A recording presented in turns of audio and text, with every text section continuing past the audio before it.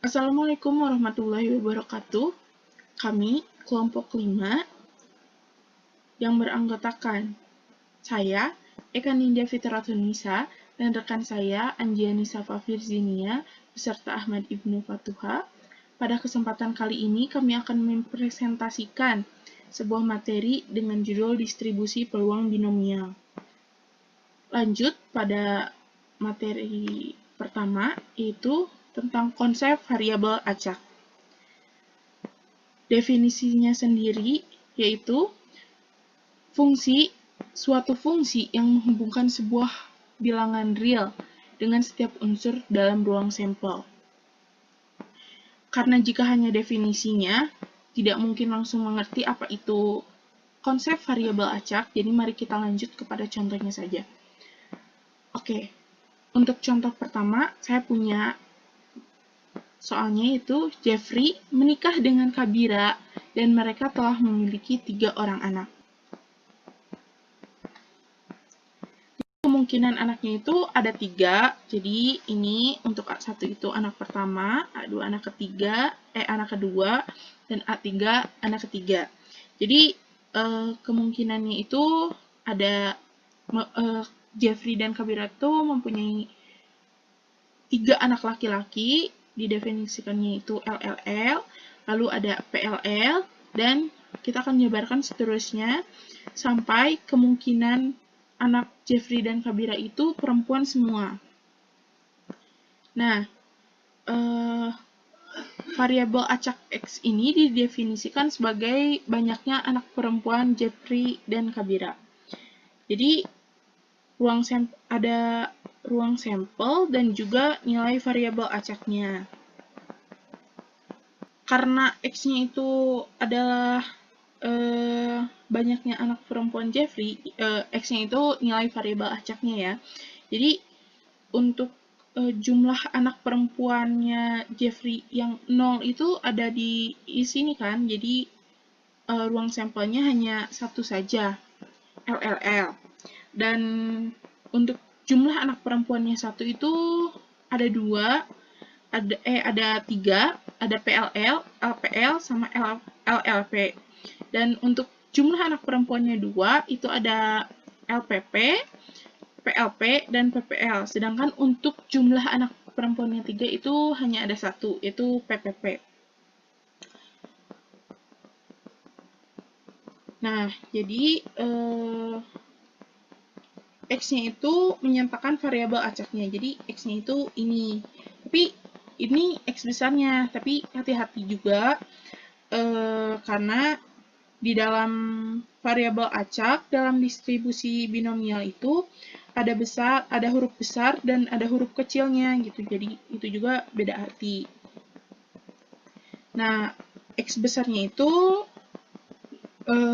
diartikan sebagai himpunannya. Jadi himpunannya itu 0, 1, 2, dan 3. Sedangkan X kecil yang menyatakan nilai variabel acaknya. Jadi X-nya itu ada X sama dengan 0, X sama dengan 1, X sama dengan 2, dan seterusnya. Nah, untuk materi selanjutnya yaitu ada variabel acak. Jadi, variabel acak itu ada 2 submateri. Yang pertama, variabel acak diskrit yang berisi kemungkinan yang dapat dihitung. Itu definisinya. Sedangkan untuk contohnya, banyaknya bilangan prima yang kurang dari 9.000.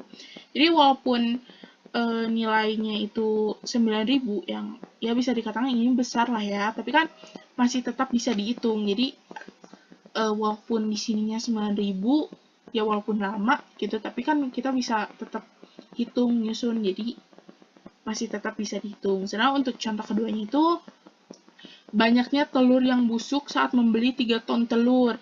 Jadi misalnya kita beli 3 ton telur dan kita mau lihat nih berapa jumlah telur yang busuknya. Jadi kalau gabut ya udah sambil hitung aja, liatin satu-satu, hitung yang busuk itu berapa biji. Jadi intinya masih tetap bisa dihitung. Dan variabel acak yang kedua itu ada variabel acak kontinu. Itu berisi kemungkinan yang tidak dapat dihitung. Contohnya, banyaknya bilangan real yang kurang dari 90.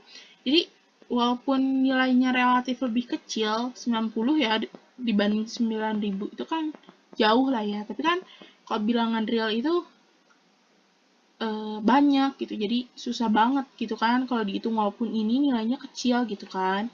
Dan contoh selanjutnya, banyaknya bilangan desimal pada selang 0,1. Kan ada 0,01, 0,001, 0,012 gitu kan. Jadi susah lah kalau mau dihitung gitu kan, karena banyak gitu kan nilainya gitu, kayak tak terbatas gitu. Oke. Nah, yang selanjutnya itu yang akan kita bahas adalah variabel acak diskritnya. Karena kalau variabel acak kontinu itu nggak dibahas di kapita selekta peminatan ini untuk SMA gitu kan. Dibahasnya waktu kuliah gitu. Nah, jadi kita lanjut ke contoh aja untuk distribusi acak diskrit. Contohnya masih tetap sama, seperti yang saya pakai sebelumnya, yaitu Jeffrey menikah dengan Kabira dan mereka memiliki 3 orang anak. Nah, jadi variabel acak X-nya tetap didefinisikan banyaknya anak perempuan Jeffrey dan Kabira. Nah, kemungkinan banyak anak perempuannya itu sebenarnya sama sih sama yang tadi, jadi cuma tinggal ditulis ulang aja. Nah, untuk sekarang kita lihat NS-nya ya, karena kalau kita bicara soal peluang, pasti bicaranya tentang ruang sampel. Nah, jadi karena kemungkinan banyaknya hanya ada 2 orang anak ya, jadi anaknya nggak mungkin kan ada yang campuran gitu, pasti cuma anaknya laki-laki atau perempuan, jadi ada 2 kan. Nah, sedangkan mereka mempunyai 3 anak, jadi jatuhnya itu X-nya itu NS-nya itu 2 pangkat 3, yaitu 8. Nah, untuk Fx-nya yaitu misalnya peluang banyaknya anak perempuannya 0. Jadi kan F0 nih, Na-nya itu kan 1, sampelnya itu cuma 1 nih. Cuman LLL doang kan, jadi hasilnya itu 1/8 Fx-nya itu. Sedangkan peluang banyak anak perempuannya 1 itu kan ada 3 tuh, jadi Na-nya itu ada 3, jadi Na per Ns-nya itu 3/8. Dan untuk peluang banyak anak perempuannya 2, berarti kan Na-nya itu ada 3, jadi Na per Ns sama dengan 3/8. Dan yang terakhir, peluang banyaknya anak perempuannya 3 sama dengan Na per Ns. Untuk nilai X-nya 3 kan ruang sampelnya cuma 1 PPP, jadi Na per Ns-nya itu 1/8. Nah, sebenarnya dari distribusi acak diskrit itu yang paling penting itu tabel ini, yang nilai X sama dengan X sama yang Fx. Sebenarnya ini mah cuma pelengkap aja sih, juga biar nggak terlalu pusing aja, jadi biar lebih gampang lah menjabarkannya.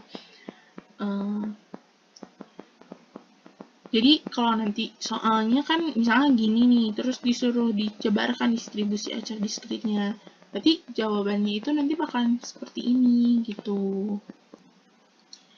Nah, untuk menyatakan distribusi acak diskritnya itu ada 3 cara. Yang pertama itu tabel. Nah, tabelnya itu akan seperti ini hasil jawaban akhirnya itu. Nilai X sama dengan X-nya itu 0, 1, 2, 3, Fx-nya tuh 1/8, 3/8, 3/8, 1/8. Sebenarnya kalau mau bentuknya rebahan gitu juga bisa sih, itu mah tergantung enaknya aja gimana gitu kan.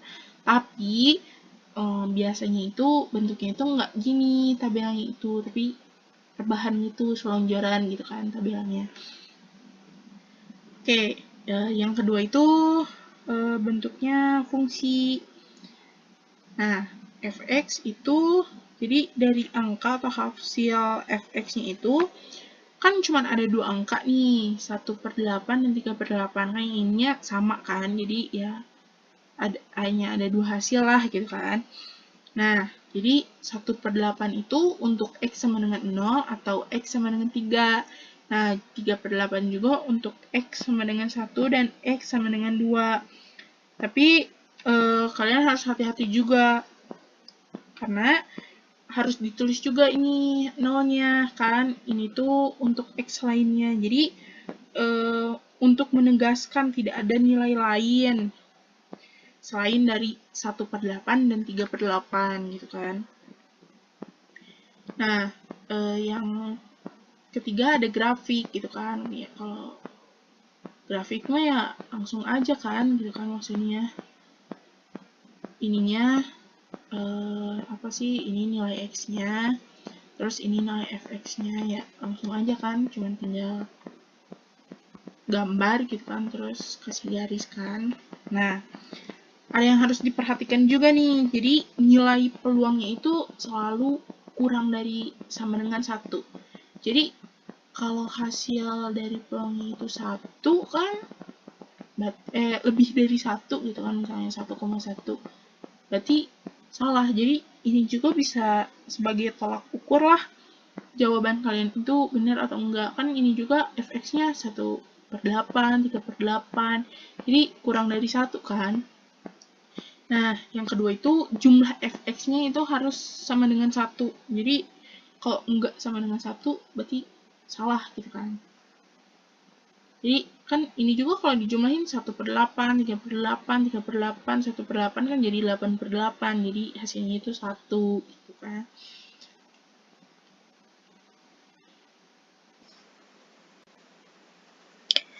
Materi selanjutnya adalah fungsi distribusi kumulatif.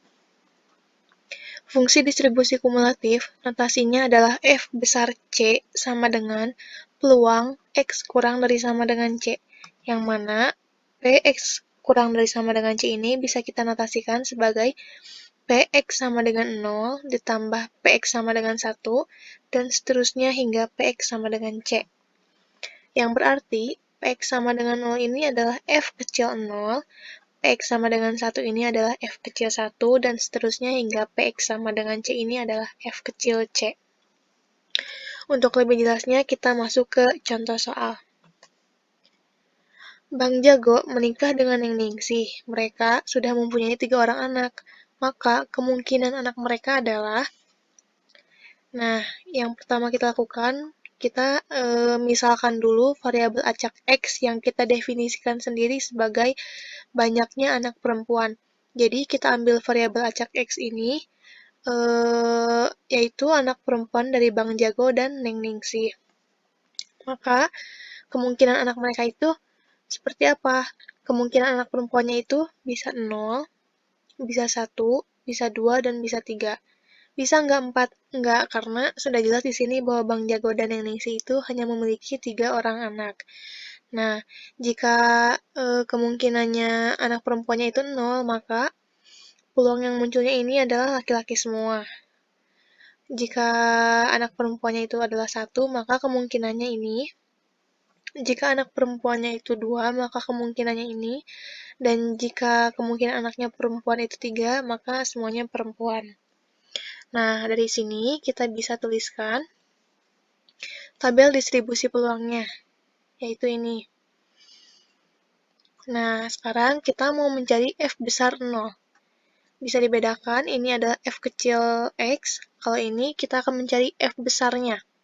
Nah, F besar C itu dari definisi yang sebelumnya didefinisikan sebagai Px kurang dari sama dengan C. Maka jika kita ingin mencari F besar 0, definisinya menjadi Px kurang dari sama dengan 0. Yang kurang dari sama dengan 0 tidak lain dan tidak bukan hanya F0. Dan nilai F0 itu, F kecil 0 ya ini, yaitu 1/8. Nah, selanjutnya kita mencari F besar 1. Dengan definisi Px kurang dari sama dengan 1. Yang kurang dari sama dengan 1 itu F0 dan F1. Kita tambahin 1/8 dari sini, dari tabel distribusi peluang ini, ditambah F kecil satunya adalah 3/8, hasilnya adalah 4/8. Jadi nilai F besar 1 itu adalah 4/8. Selanjutnya, nilai F besar 2 dengan definisi Px kurang dari sama dengan 2, yang kurang dari sama dengan 2 adalah F kecil 0, 1, dan 2. Kita masukkan nilainya lagi, dihasilkan 7/8. Lalu yang terakhir, kita mencari F besar 3 dengan definisi Px kurang dari sama dengan 3. Yang mana? Yang kurang dari sama dengan 3 itu adalah F kecil 0, 1, 2, dan 3. Kita masukkan lagi nilainya, dihasilkan 8/8 atau sama dengan 1. Nah, dari sini kita bisa tuliskan lagi tabel distribusi peluang kumulatifnya. Jika F besar 0, itu nilainya 1/8, F besar 1 itu nilainya 4/8, F besar 2 itu nilainya 7/8, dan F besar 3 nilainya 1. Nah, di sini ada yang perlu kita perhatikan. Ini adalah tabel distribusi peluang. Notasinya F kecil x. Sedangkan ini adalah tabel distribusi peluang kumulatif yang notasinya F besar X. Jadi untuk distribusi peluang itu notasinya F kecil, tapi untuk yang distribusi peluang kumulatif itu notasinya F besar. Dan bisa kita lihat dari nilainya. Ini nilai untuk yang distribusi peluang ini tidak harus sama, tetapi untuk yang distribusi peluang kumulatif ini, semakin ke kanan itu nilainya akan semakin tinggi, dan ujungnya itu pasti hasilnya 1. Seperti itu. Nah, kita masuk lagi ke contoh soal berikutnya. Diketahui, sebuah variabel acak mempunyai tabel distribusi peluang sebagai berikut. Nah, di sini kita disajikan tabel distribusi kumulatif. Karena di sini tabel distribusi kumulatif, maka notasinya F besar ya. Nah, yang ditanyakan, berdasarkan tabel distribusi kumulatif, tentukan nilai F kecil 3. Hati-hati, di sini adalah F kecil 3, bukan F besar 3. Lalu yang B, nilai dari peluang X lebih dari sama dengan 3. Kita coba selesaikan. Untuk yang bagian A dulu. Di sini kan kita disuruh menentukan nilai F kecil 3, sedangkan yang kita punya adalah F besar. Nah, maka kita tuliskan dulu bahwa F besar 3, dari definisi sebelumnya kita tahu kalau F besar 3 itu adalah Px kurang dari sama dengan 3 kan? Ya, dan yang kurang dari sama dengan 3 itu adalah F kecil 0, 1, 2, dan 3. Lalu, kita tuliskan juga F besar 2. Dari definisi bahwa F besar 2 itu adalah Px kurang dari sama dengan 2.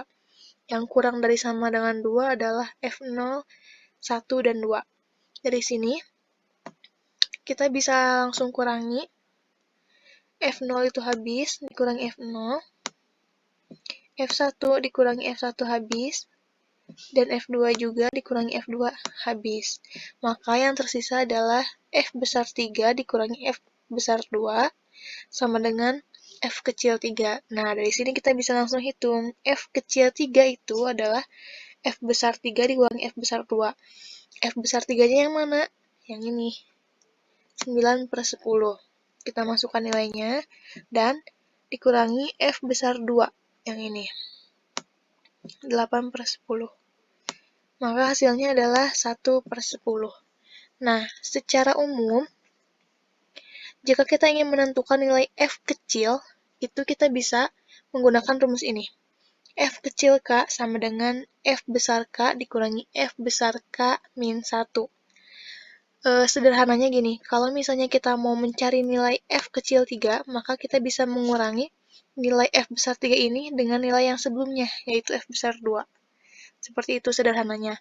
Kalau misalnya kita ingin mencari nilai F kecil 2, maka kita mengurangi nilai F besar 2 dikurangi nilai yang sebelumnya, yaitu F besar 1. Seperti itu. Lanjut. Kita masuk ke penyelesaian yang B. Tadi kan yang B itu soalnya P P X lebih dari sama dengan 3. Sedangkan yang kita punya di sini definisinya adalah F besar C sama dengan PX kurang dari sama dengan C, bukan lebih dari sama dengan. Maka kita mempunyai dua cara. Cara yang pertama, kita tahu bahwa PX lebih dari sama dengan 3 itu dilihat dari tabel di sini, yaitu yang lebih dari sama dengan 3 cuman PX sama dengan 3 dan PX sama dengan 4. Ya kan? Nggak ada lagi di sini yang lebih dari sama dengan 3 kecuali ini. PX sama dengan 3 dan PX sama dengan 4. Yang artinya, PX sama dengan 3 ini adalah F kecil 3. Ditambah PX sama dengan 4 ini adalah F kecil 4. Nah, kita cari nih nilai F kecil 3-nya. Dari mana? Dari cara yang sebelumnya tadi. Kita mau mencari F kecil 3, yaitu dengan cara mengurangi yang ini, F besar 3 dikurangi yang sebelumnya F besar 2. Hasilnya adalah 1/10. Karena 9/10 dikurangi 8/10 adalah 1/10. Lalu selanjutnya yang ini, F kecil 4. Berarti kita menguranginya yang ini. 1 dikurangi nilai yang sebelumnya, 9/10.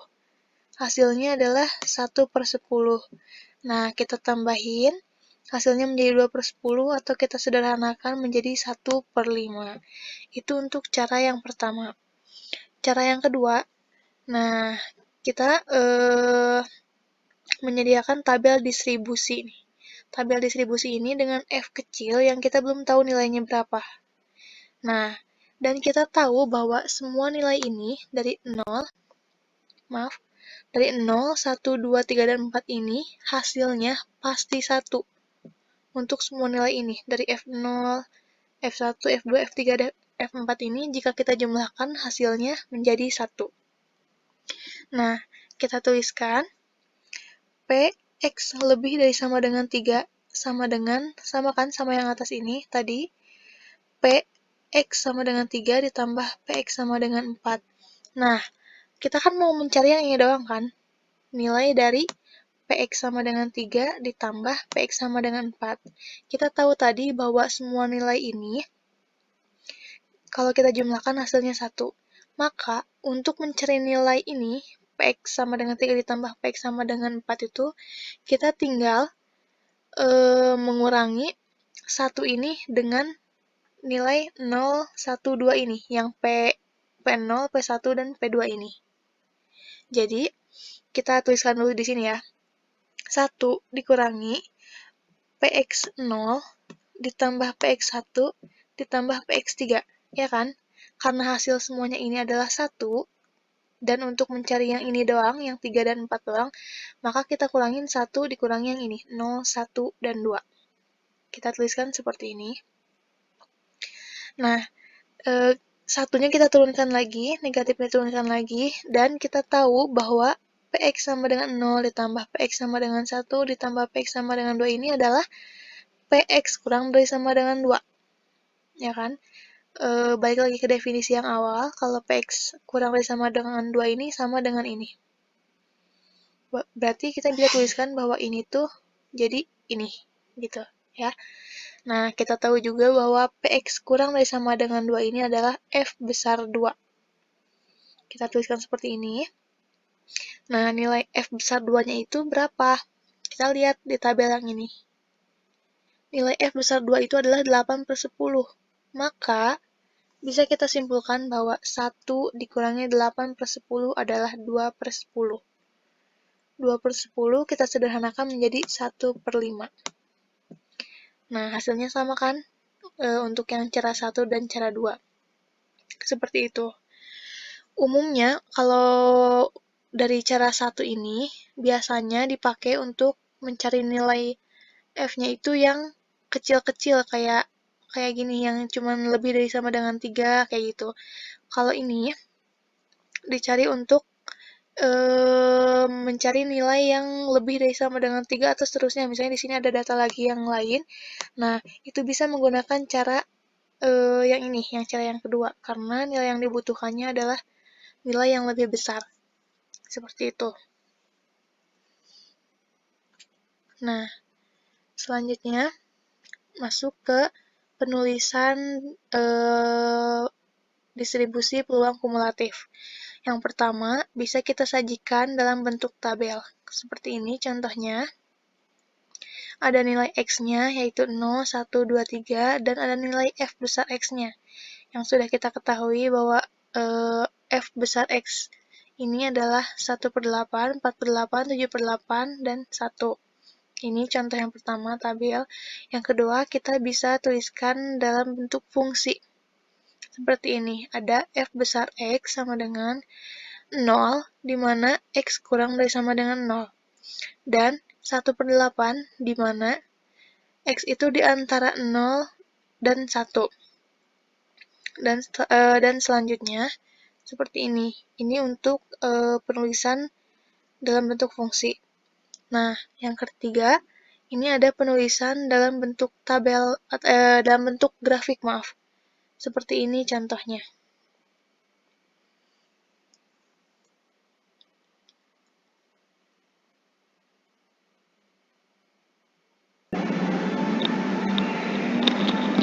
Oke, selanjutnya kita akan membahas mengenai distribusi peluang binomial. Kita langsung ke dalam materi saja. Jadi harus diketahui bahwasanya distribusi peluang binomial adalah distribusi yang memiliki ciri khas atau memiliki ciri-ciri tertentu. Yakni yang pertama ada banyaknya percobaan diketahui dan tetap atau disimbolkan dengan huruf N. Nah, contohnya tuh kayak melempar dadu 5 kali, kelahiran seorang anak, terus kayak percobaan melempar koin, dan lain-lain. Dan yang kedua ada percobaan hanya memiliki 2 kemungkinan saja. Nah, misalkan contohnya kayak sukses atau gagal, atau dalam pelemparan koin bisa angka atau gambar. Terus kalau misalkan di kelahiran anak itu laki-laki atau perempuan, lalu melamar pekerjaan antara ditolak atau diterima, jadi hanya ada 2 kemungkinan hasil saja.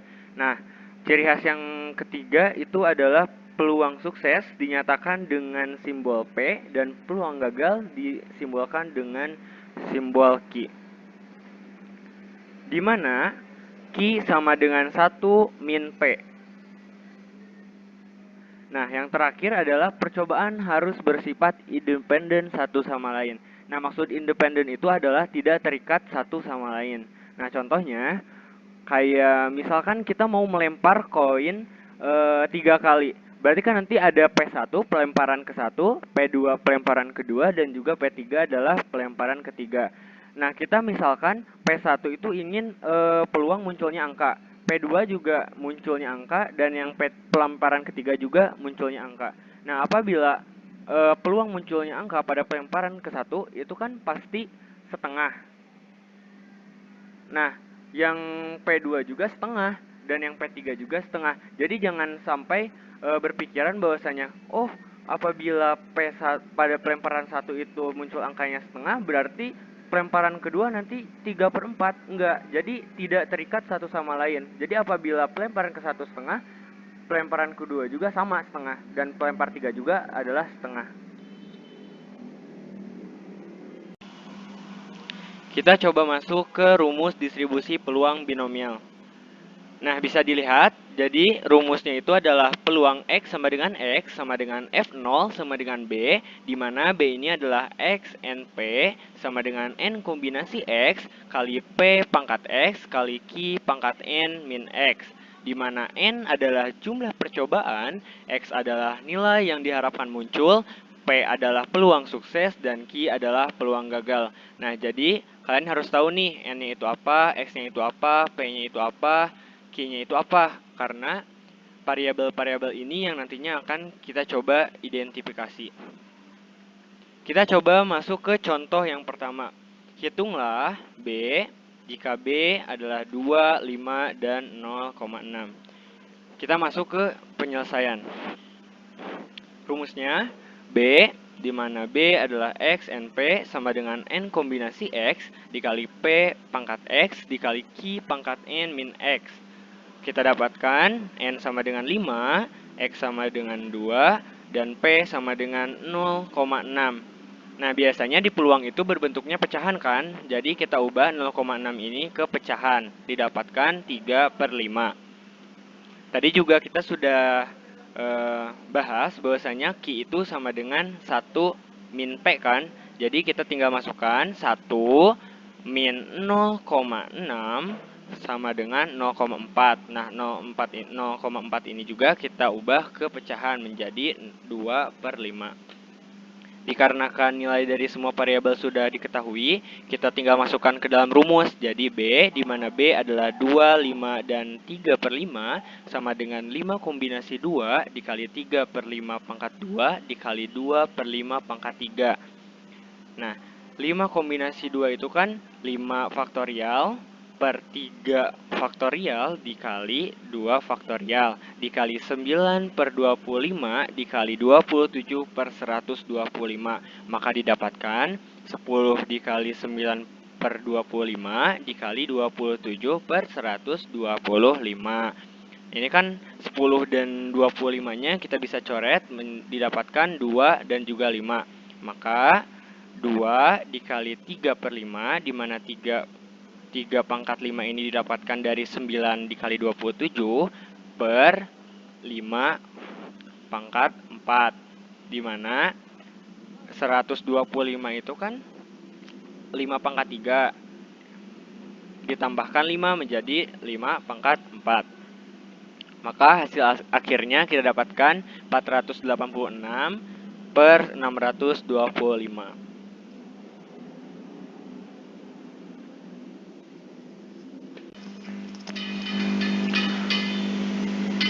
Contoh 2. Suhe mengerjakan 4 soal pilihan ganda dengan 4 pilihan jawaban. Tentukan peluang Suhe menjawab benar 3 soal. Kita masuk ke penyelesaian. Diketahui bahwasanya N itu sama dengan 4 dan sukses diketahui apabila Suhe menjawab soal dengan benar. Dan pilihan ganda terdapat 4 pilihan jawaban, di mana jawaban benar sama dengan 1 dan jawaban salah sama dengan 3. Nah, maksudnya kan di sini ada 4 pilihan jawaban kan? Otomatis apabila yang 1 itu benar, yang 3 itu adalah salah. Jadi P sama dengan 1/4, di mana P adalah peluang benar. Dan Q sama dengan 3/4, di mana Q adalah peluang salahnya. Nah, tadi kan dijelaskan nih di contoh soal, bahwasanya Suhe itu menjawab benar 3 soal. Jadi, bisa diketahui bahwasanya X sama dengan 3. Selanjutnya, kita masuk ke rumus. B, X, NP sama dengan N kombinasi X, P pangkat X, Q pangkat N min X. Kita tinggal masukkan saja, jadi B 3/4 1/4 sama dengan 4 kombinasi 3, 1/4 pangkat 3, 3/4 pangkat 1. Ini tahu kan ya, 1 itu didapatkan dari N min X, di mana N itu adalah 4 dan X itu adalah 3, jadi 4 kurangi 3 adalah 1. 4 kombinasi 3 itu sama dengan 4 faktorial per 3 faktorial kali 1 faktorial dikali 1/64 dikali 3/4. Dihasilkan 4 kali 3/4 kali 64 sama dengan 3/64. Nah, mungkin itu saja yang bisa saya sampaikan dan rekan-rekan kami sampaikan. Mohon maaf apabila ada kekurangan dalam penyajian materi. Semoga kita terus diberi kesehatan di kala pandemi saat ini. Wassalamualaikum warahmatullahi wabarakatuh.